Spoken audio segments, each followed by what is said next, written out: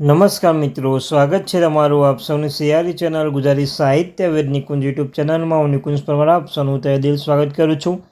તો આજના વિડીયોમાં વાત કરવાના છે શું જુલાઈ મહિનાથી કેન્દ્ર સરકારે વધારશે આંગણવાડી કાર્યકર તેડાગરનું માનદ વેતન. જાણ 1975 લઈને 2024 સુધીના આંગણવાડી માનદ વેતનના ઇતિહાસ જોવાનો છે મિત્રો આજના વિડીયોમાં. તો ચાલો મિત્રો વધારે સમય ન બગાડતા વિડીયોની શરૂઆત કરું છું. વિડીયો લાઇક કરો અને ચેનલ સબસ્ક્રાઈબ કરવાનું ભૂલશો નહીં. સાથે મિત્રો જો વોટ્સઅપ ટેલિગ્રામ બંને બનાવે ચેનલની ડિસ્ક્રિપ્શન મૂકું છું. તો મિત્રો તમને ખ્યાલ છે તેમ લોકસભા ચૂંટણી પહેલાં કે સરકાર દ્વારા આંગણવાડી કાર્યકર તેડાગરનો જે માનવ સૂચિત પગાર કેટલો વધશે તે સંપૂર્ણ માહિતી આપી દીધી હતી. તમને ખ્યાલ છે 1535 રૂપિયા જેટલો વધશે તે સૂચિત પગાર વધારે પરિપત્ર જાહેર કરવામાં આવ્યો હતો. શું મિત્રો તેમાં કહેવામાં આવ્યું હતું જુલાઈ મહિનાથી તમારો જ્યાં પગાર તમને મળશે. તો મિત્રો શું ખરેખર જુલાઈ મહિનાથી મળશે કે નહીં જેના વિશે આપણે ચર્ચા કરીશું. વિડીયો એન્ડ સુધી બનાવી રહેજો. તો મિત્રો આંગણવાડી માનવ વેતન અંગેનું કડવું સત્ય જે કોઈ કહ્યું નથી. તો મિત્રો તેના વિશે આપણે વાત કરવાના છીએ. કેન્દ્ર સરકાર દ્વારા ચલાવવામાં આવતી સંકલિત બાળ વિકાસ યોજના હેઠળ કામ કરતી આંગણવાડી કાર્યક્રમ માનવ વેતનમાં વધારો અંગે આંગણવાડી કાર્યક્રમ શંકા પ્રવર્તી રહી છે. અત્યાર સુધી કયા રાજકીય પક્ષે આંગણવાડી કાર્યક્રમ માનવ વેતનમાં વધારો કર્યો છે તે જોવાનું છે. આપણે જે વાત કરી લઈએ તો તમામ રાજ્યોમાં કેન્દ્ર સરકાર દ્વારા લગભગ સમાન માનવ વેતન આપવામાં આવે છે. પરંતુ 1975 ચાલતી આ યોજના હેઠળ રાજકીય પક્ષે આંગણવાડી કાર્યકર માનદ વેતનમાં સૌથી વધારે કર્યો છે. તે કોઈ ચોક્કસ પક્ષની વાત આવે ત્યારે ક્યાંક ને ક્યાંક વિવાદ સ્થિતિ સર્જાય છે. આની સરખામણી કરવા માટે કેન્દ્ર કયા પક્ષ સત્તા સાથે રહ્યો છે અથવા અત્યાર સુધી કોણે શાસન કર્યું છે અથવા તે સમયે દેશના સ્થિતિ શું હતી અથવા તે સામે રૂપિયો થયેલા વધારે શું મહત્વ હતું તે ઘણા પાસાઓ પર વિચાર કરવો પડશે. આ યોજના 2 ઓક્ટોબર 1975ના રોજ શરૂ કરવામાં આવી હતી. 1978ના મોરારજી દેસાઈની સરકાર દ્વારા બંધ કરવામાં આવી હતી. એના પછી 10મી પંચવર્ષીય યોજના ફરીથી શરૂ કરવામાં આવી હતી અને ભારતીય 10મી પંચવર્ષીય યોજના 1 એપ્રિલ 2002થી શરૂ થઈને 2007ના સમયગાળા આવરી લેતી આ યોજના ડ્રાફ્ટમાં 5 ઓક્ટોબર 2002ના રોજ યોજાયેલી આયોજન પંચમી બેઠકમાં મંજૂરી આપવામાં આવી હતી. તો મિત્રો આપણે નજીકમાં જોઈએ તો 1970 લઈને 2002 સુધીના અસ્તિત્વમાં ન હતી. તેમજ આ યોજના માટે કોઈ ખાસ બજેટ બહાર પાડવામાં આવી ન હતું. એ અલગ વાત છે કે આ યોજના હેઠળ કામ કરતા આંગણવાડી કાર્યકર સમય પ્રમાણે માનવતા આપવામાં આવતું હતું. એ સમયાંતરે તેમનું માનવતા વધતું જતું હતું. અને આંગણવાડી કાર્યકર માનવતા વધારો કરવામાં મહત્તમ અવધિ 1979થી 1986 વચ્ચે હતી. 5 વર્ષના સંપૂર્ણ કાર્યકાળ ધરાવતા આ સમયગાળા દરમિયાન કામદારોના માનવીતામાં કોઈ વધારો કરવામાં આવ્યો ન હતો.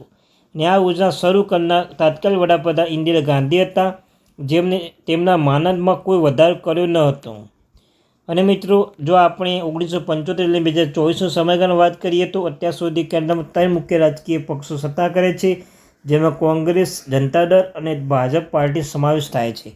તો મિત્રો ભારતીય જનતા પાર્ટી દ્વારા 1975 લગભગ 16 વર્ષ સુધી કેન્દ્રમાં ભાજપની સરકાર છે, જેમાં અટલ બિહારી વાજપેયી 1958થી 2004 સુધી વડાપ્રધાન રહ્યા છે.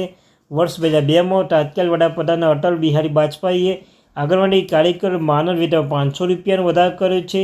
જે બાદ 2018માં નરેન્દ્ર મોદી સરકાર પર બહુમતી સાથે 1500 રૂપિયાનો વધારો કર્યો હતો.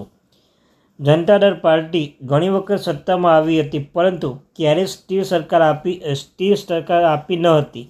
તેને વડાપ્રધાન પદ આપવા માટે અલગ અલગ પક્ષો સાથે પક્ષનું ગઠબંધન હંમેશા વિવાદાસ્પદ રહ્યું છે.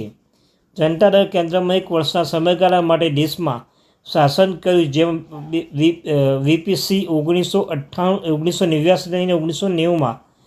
જનતા દળ કેન્દ્રમાં તમને કહ્યું ત્યાં મિત્રો એચડી દેવગૌડાએ 1997 લઈને 1997, ઇન્દ્ર કુમાર ગુજરાલ એ 1997 લઈને 1998 વડાપ્રધાન બન્યા હતા.